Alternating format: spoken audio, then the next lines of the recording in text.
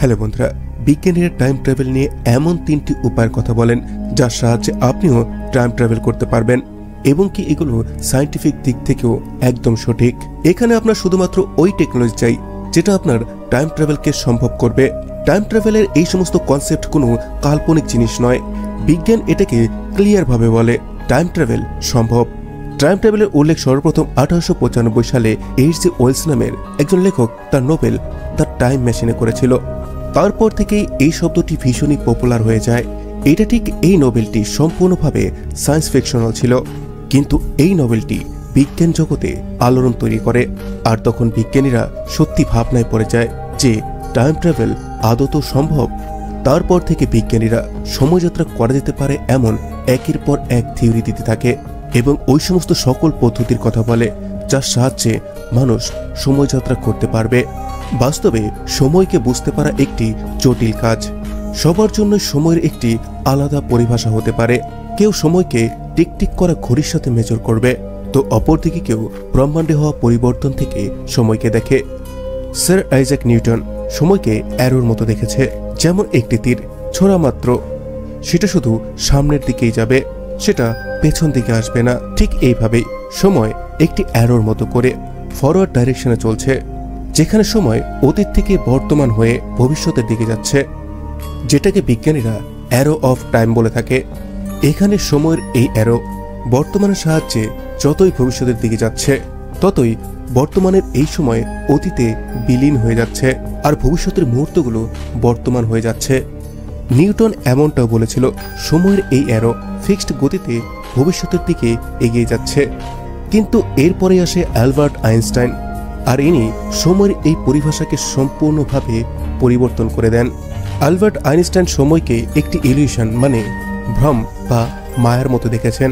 Einstein মনে করতেন সময় একটি নদীর মতো, যেভাবে নদীতে জলের স্রোত এক এক জায়গায় এক এক রকমের থাকে, ঠিক এইরকমভাবে আমাদের এই ব্রহ্মাণ্ডেও সময় কোথাও ফাস্ট চলছে, আবার কোথাও ভীষণই স্লো।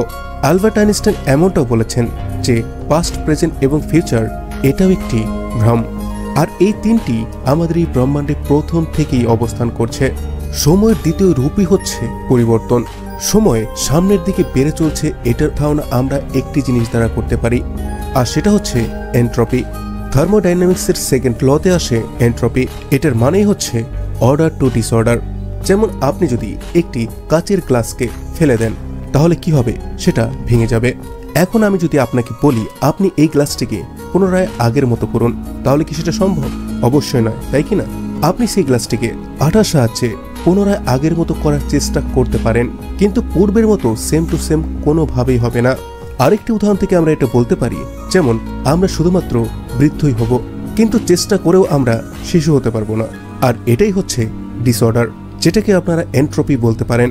ব্রহ্মাণ্ডের জন্ম হওয়ার পর থেকে এখনো পর্যন্ত ডিসঅর্ডার, এন্ট্রপি বেড়েই চলেছে, আর এটাকেই পরিবর্তন বলা হয়, যেটা আমাদেরকে সময়ের অনুভূতি করায় যে সময় চলে যাচ্ছে।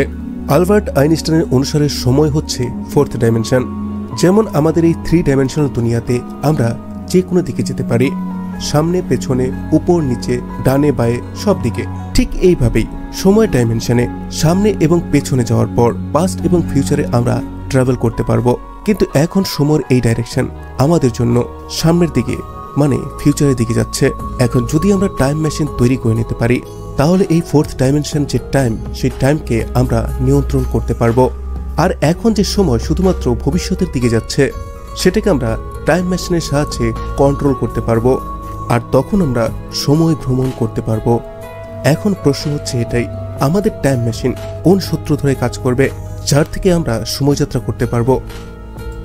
তখন 1905 সাল আলবার্ট আইনস্টাইন একজন ক্লার্ক হিসেবে চাকরি করেন। সে যখন তার কাজ শেষে বাড়ি ফিরছিল, তিনি ট্রামে চেপে বসেন এবং বাড়ির উদ্দেশ্যে রওনা দেন। কিন্তু তখনই আলবার্ট আইনস্টাইনের দৃষ্টি পড়ে পেছনে থাকা একটি ক্লক টাওয়ারের দিকে। যতই ট্রামের গতি বৃদ্ধি পাচ্ছিল, ততই এমন মনে হচ্ছিল টাওয়ারে থাকা ঘড়ির গতি স্লো হয়ে যাচ্ছে। অ্যালবার্ট আইনস্টাইন তার ভাবনার সীমাকে বৃদ্ধি করেন এবং এই কল্পনাকে একটি নেক্সট লেভেলে নিয়ে যান। তিনি এমনটাই কল্পনা করেন, কি হবে যদি এই ট্রাম এখন আলোর গতিতে চড়তে থাকে। আইনস্টাইনের এই কল্পনা ভবিষ্যতের বিজ্ঞানের চিন্তাধারাকে সম্পূর্ণভাবে পরিবর্তন করে দেয়। আলবার্ট আইনস্টাইন এমন কিছুর খোঁজ করে নিয়েছিল যেটা বিজ্ঞান জগৎকে হিলিয়ে দিয়েছিল। এখনো পর্যন্ত টাইম ট্রাভেল শুধুমাত্র গল্প কাহিনীর মধ্যেই সীমাবদ্ধ ছিল, কিন্তু আইনস্টাইনের এই খোঁজটি হওয়ার পর মানুষজন টাইম ট্রাভেলকে বাস্তব বলে ভাবতে শুরু করে। ট্রেনের ভেতরে সময় থেমে গিয়েছে, কিন্তু ট্রেনের বাইরে সময়ের গতি ভীষণই বেড়ে গিয়েছে। আইনস্টাইন এমনটাই মনে করতেন, যতই আমরা দ্রুত গতিতে ছুটতে থাকব ততই আমাদের জন্য সময়ের গতি স্লো হতে থাকবে। এখন এটা কিভাবে সম্ভব? আসুন একটি থট এক্সপেরিমেন্টের মাধ্যমে বোঝার চেষ্টা করি। তাহলে বন্ধুরা রেডি হয়ে যান, চলুন একটি টাইম ট্রাভেল করে আসি। আমি জানি আমাদের বর্তমানে টেকনোলজির সাহায্যে এখন তো টাইম ট্রাভেল করা সম্ভব নয়, কিন্তু আমরা একটি থট এক্সপেরিমেন্ট তো করতেই পারি। মনে করুন আপনার কাছে একটি এমন স্পেসক্রাফট আছে যেটা আলোর গতিতে ট্রাভেল করতে পারে, কিন্তু যেমনটা আমরা জানি আমাদের এই ইউনিভার্সে আলোর থেকে দ্রুত গতিতে কোনো কিছুই ছুটতে পারে না, আর আলোর গতি হচ্ছে প্রতি সেকেন্ডে 3 লক্ষ কিলোমিটার। তাহলে আসুন আমাদের কল্পনাকে আরও একটু আগে বাড়াই। মনে করুন আপনার কাছে দুটি একই রকমের ঘড়ি আছে, যার মধ্যে একটি ঘড়িকে আপনি আপনার স্পেসশিপের মধ্যে রেখে দিলেন এবং দ্বিতীয় ঘড়িকে আপনি ঘরের মধ্যে রেখে দিলেন, এবং এই দুটি ঘড়ির মধ্যেই আপনি ডেট আর টাইম সেম রাখলেন। আপনার স্পেসশিপটি ছুটতে শুরু করলো। এখন আপনি আলোর গতির 20% গতিতে ছুটছেন, কিন্তু এইখানে আপনার কাছে সময়ের গতি পূর্বের মতোই আছে। কিন্তু এখানে যদি তৃতীয় কোনো অবজারভার থাকে যে আপনার এই দুটি ঘড়ির উপরে নজর রাখছে, তিনি দেখতে পাবেন যে আপনার এই দুটি ঘড়ির মধ্যে পার্থক্য দেখা দিয়েছে। স্পেসশিপের মধ্যে থাকা ঘড়ি পৃথিবী থাকা ঘড়ি থেকে স্লো চলছে, মানে আপনার জন্য সময় স্লো হয়ে গেছে। যতই স্পেসশিপের গতি বাড়তে থাকবে ততই পৃথিবীতে থাকা ঘড়ির গতিও বাড়তে থাকবে, আর স্পেসশিপের মধ্যে থাকা ঘড়ি সেটা স্লো হতে থাকবে। অবশেষে যখন স্পেসশিপটি আলোর গতির প্রায় কাছাকাছি পৌঁছে যাবে, তখন তৃতীয় যে অবজারভার আছে সে দুটি ঘড়ির মধ্যে বিশাল পার্থক্য দেখতে পাবে। তখন সে দেখবে যখন ওই স্পেসশিপের মধ্যে মাত্র 5 মিনিট হচ্ছে, ততটা সময়ের মধ্যেই পৃথিবীতে 2 দিন পার হয়ে গিয়েছে। আর আপনি যদি আলোর এই গতিতেই 2 দিন পর্যন্ত ট্রাভেল করতে থাকেন, তো এইটুকু সময়ের মধ্যেই পৃথিবীতে 19 মাস পার হয়ে যাবে। আর এইখানে মজার বিষয় হচ্ছে এটাই, স্পেসশিপে থাকা আপনার জন্য সময়ের গতি নরমালি থাকবে এবং পৃথিবীতে থাকা সাধারণ মানুষের জন্য সময়ের গতি নরমালি থাকবে। আপনি এবং কি পৃথিবীতে থাকা মানুষজন এটা বুঝতেই পারবে না সময়ের গতির মধ্যে পরিবর্তন হয়েছে, কিন্তু তৃতীয় যে অবজারভার যে আপনাদেরকে ফলো করছে সে সময়ের এই পার্থক্য পরিষ্কার বুঝতে পারবে। এখন যদি আপনি এই গতিতে 1 সপ্তাহ পর্যন্ত আপনার স্পেসশিপকে চালাতে থাকেন, তাহলে আপনার জন্য তো শুধুমাত্র 1 সপ্তাহই অতিক্রম হবে, কিন্তু পৃথিবীতে এই সময়ের মধ্যে 11 বছর অতিক্রম হয়ে যাবে। আর আপনি যদি এইভাবেই 1 বছর পর্যন্ত স্পেসে ট্রাভেল করতে থাকেন, তাহলে এই সময়ের মধ্যে পৃথিবীতে 572 বছর অতিক্রম হয়ে যাবে। আর আপনি যদি এই গতিতে 5 বছর পর্যন্ত স্পেসশিপে ভ্রমণ করতে থাকেন, তাহলে পৃথিবীতে 2860 বছর অতিক্রম হয়ে যাবে। লাগাতার 5 বছর পর্যন্ত স্পেসে ট্রাভেল করার পর আপনি যখন পৃথিবীতে ফিরে আসবেন, তখন আপনি অনুভব করতে পারবেন যে আপনি সময়ে কতটা ভবিষ্যতে গিয়েছেন। আপনি টাইম ট্রাভেল করেছেন। যখন আপনি স্পেসশিপে উঠেছিলেন তখন আপনার বয়স ছিল মাত্র 25 বছর, আর আপনি যখন এই পৃথিবীতে আবার ফিরে এসেছেন আপনার বয়স মাত্র 30 বছর। কিন্তু 5 বছরের এই ট্রাভেলের পর আপনি ভবিষ্যতে 2860 বছর আগে আছেন। আপনি পৃথিবীতে যা কিছু রেখে গিয়েছিলেন তার প্রায় সব কিছুই এই 2800 বছরের মধ্যে পরিবর্তন হয়ে গিয়েছে, আর এটাকেই টাইম ডাইলেশন বলা হয়ে থাকে। বন্ধুরা, আপনারা যে টাইম ট্রাভেলটি করলেন এটা শুধুমাত্র ভবিষ্যতের দিকে নিয়ে যায়, মানে এই পদ্ধতিতে আপনি শুধুমাত্র ভবিষ্যতেই যেতে পারবেন, কিন্তু ভবিষ্যৎ থেকে পেছন দিকে আসতে পারবেন না। এখানে আপনি যদি একবার ভবিষ্যতে যান তাহলে সেখানেই থেকে যাবেন।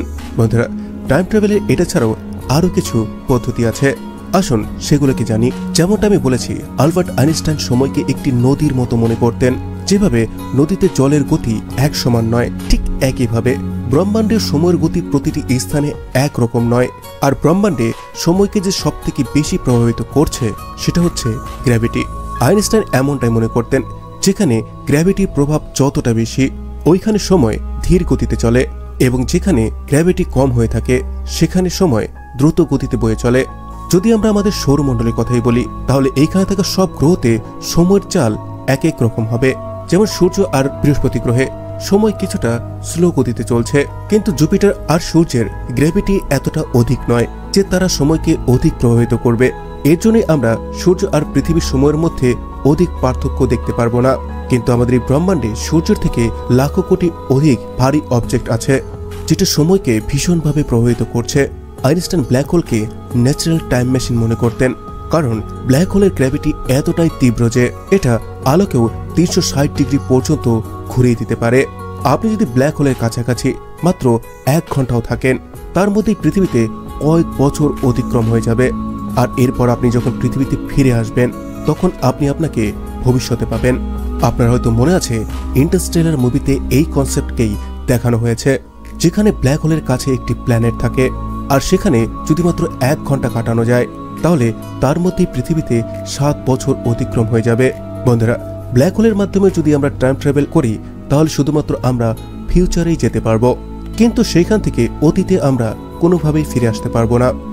যদি আমরা দেখি তাহলে ব্ল্যাক হোলের সাহায্যে টাইম ট্রাভেল এবং দ্রুত গতিতে ট্রাভেল করে টাইম ট্রাভেল করা এই দুটি বৈজ্ঞানিকভাবে তো সম্ভব, কিন্তু এইখানে আমাদের সীমাবদ্ধতা আছে। যেহেতু আমরা টেকনোলজিতে এতটাও ডেভেলপ করতে পারিনি, তার কারণে আমরা এই ধরনের সময়যাত্রা করতে পারছি না। কারণ না আমাদের কাছে ওই ধরনের টেকনোলজি আছে যার সাহায্যে আমরা লাইটের গতিতে ট্রাভেল করা কোনো স্পেসশিপ তৈরি করতে পারবো, আর না আমাদের কাছে কোনো এমন ব্ল্যাক হোল আছে যার কাছে গিয়ে আমরা টাইম ট্রাভেল করতে পারবো। আর যদি আমরা মেনে নিই যে আমাদের কাছে এমন টেকনোলজি চলেও আসলো যার সাহায্যে আমরা এই দুটি পদ্ধতিতেই টাইম ট্রাভেল করতে পারবো, তারপরও এই দুটি টাইম ট্রাভেল ভীষণই টাইম কনজিউমিং হবে। এই ধরনের মেথডে আমরা টাইম ট্রাভেল করার জন্য সম্পূর্ণভাবে টাইম ডাইলেশনের ওপরে নির্ভর থাকব, আর আমরা শুধুমাত্র ভবিষ্যতেই যেতে পারবো। কিন্তু পাস্টের কি হবে? আর আমরা এমনটাই চাই যে আমরা ইনস্ট্যান্ট টাইম ট্রাভেল করব আর চোখের পলকেই সময়ে বড় বড় সব জাম্প দেব। তো বন্ধুরা, আপনারা নিরাশ হবেন না, বিজ্ঞানীরা ইনস্ট্যান্ট টাইম ট্রাভেল করা যেতে পারে এমন থিওরিও দিয়ে রেখেছেন, আর সেটা হচ্ছে ওয়ার্ম হোল। বিজ্ঞানীরা মনে করেন ইউনিভার্সে ওয়ার্ম হোল ওই ধরনের শর্টকাট যার সাহায্যে আমরা লাখো আলোকবর্ষের দূরত্বকে মাত্র কয়েক সেকেন্ডেই কমপ্লিট করতে পারবো। যদি আমরা এমন কোনো ওয়ার্ম হোল পেয়ে যাই যেটার মুখ কোনো ব্ল্যাক হোলের কাছে গিয়ে খুলে, তাহলে আমরা ওই ওয়ার্ম হোলের সাহায্যে কোনো ব্ল্যাক হোলের কাছে গিয়ে অতি সহজেই টাইম ট্রাভেল করতে পারবো। ওয়ার্ম হোল শুধুমাত্র স্পেসের শর্টকাট সেটা নয়, এটা স্পেস টাইমেরও একটি শর্টকাট। মানে আমরা শুধুমাত্র যে ওয়ার্ম হোলের সাহায্যে স্পেসেরই বড় বড় দূরত্বকে অতিক্রম করতে পারবো এটা নয়, সেই সাথে আমরা সময়েরও আগে পেছনে যেতে পারবো। ওয়ার্ম হোল হচ্ছে ওই একটি পোর্টাল যেটা টাইমের মধ্যেও শর্টকাট তৈরি করে। ওয়ার্ম হোলের সাহায্যে আমরা পাস্ট এবং ফিউচার দুই জায়গাতেই ইনস্ট্যান্ট টাইম ট্রাভেল করতে পারবো। যদি আমরা মানুষের উৎপত্তিকে দেখতে চাই অথবা যদি আমরা ডাইনোসরকে দেখতে চাই, তাহলে আমরা ওয়ার্ম হোলের সাহায্যে ওই সময়কালে পৌঁছে যেতে পারবো এবং ফের আমাদের সময়কালে ফেরতও আসতে পারবো। ওয়ার্ম হোলের এই কনসেপ্ট শুনতে তো বড়ই ভালো লাগে, কিন্তু এটারও লিমিটেশন আছে। বিজ্ঞানীরা মনে করে আমাদের চারপাশে প্রতিনিয়ত ওয়ার্ম হোলের তৈরি হচ্ছে এবং সেটার বিনাশও হয়ে যাচ্ছে, কিন্তু ওই সমস্ত ওয়ার্ম হোল এতটাই অধিক ছোট যে আমরা সেগুলোকে দেখতেও পাই না। ওগুলো একটি অ্যাটমের থেকেও ছোট, আর যখনই একটি ওয়ার্ম হোল তৈরি হয় সেটা সাথে সাথে নষ্ট হয়ে যায়। এর জন্যই যদি আমরা ওয়ার্ম হোলের সাহায্যে টাইম ট্রাভেল করতে চাই তাহলে আমাদেরকে ওই সমস্ত ওয়ার্ম হোলকে বড় করতে হবে যেন আমরা ওই ওয়ার্ম হোলের ভেতরে প্রবেশ করতে পারি, এবং সেই সাথে আমাদের ওয়ার্ম হোল যেন বন্ধ না হয় সেদিকেও খেয়াল রাখতে হবে। আমরা ডাইনোসরের ওই যুগে চলতে গেলাম, কিন্তু আমাদের ফিরে আসার পূর্বেই যদি ওই ওয়ার্ম হোল বন্ধ হয়ে যায় তাহলে আমরা সেই সময়কালেই পড়ে থাকবো। তো বন্ধুরা, আমাদেরকে ওই ওয়ার্ম হোলকে বড় করতে এবং সেটার মুখকে খুলে রাখতে আমাদের নেগেটিভ এনার্জির প্রয়োজন পড়বে। নেগেটিভ এনার্জি এক প্রকারের অ্যান্টি গ্র্যাভিটির মতো কাজ করবে, কিন্তু আমাদের জন্য এই নেগেটিভ এনার্জি তৈরি করাটাই সব থেকে কঠিন। যদি আমরা ডার্ক এনার্জিকে কন্ট্রোল করতে পারি তাহলে হয়তো আমরা এমনটা করতে পারবো। এখন আপনি এমনটা মনে করুন আমরা কোনো এমন টাইম মেশিন তৈরি করে নিলাম যার সাহায্যে আমরা পাস্ট এবং ফিউচার যে কোনো জায়গায় ইনস্ট্যান্ট টাইম ট্রাভেল করতে পারছি এবং সেই সাথে আমরা প্রেজেন্টেও আসতে পারছি। তাহলে কি এটা সত্যি বৈজ্ঞানিকভাবে সম্ভব? আর কি এমনটা হতে পারে আমরা অতীতে গিয়ে আমাদের করা কোনো ভুলকে শুধরে এসে আমাদের বর্তমানকে ঠিক করতে পারবো, এবং এই টাইম ট্রাভেলের কি আমাদের বর্তমান জীবনে কোনো প্রভাব পড়বে? এটার উত্তর আপনার মাথা ঘুরিয়ে দেওয়ার মতো হবে, কারণ আমরা যদি পাস্ট অথবা ফিউচারে গিয়ে সময়ের সাথে কোনো প্রকার কাটছাট করার প্রচেষ্টা করি তাহলে এইখানে আমরা একটি প্যারাডক্সের জন্ম দেব। এখন কি সেই প্যারাডক্স?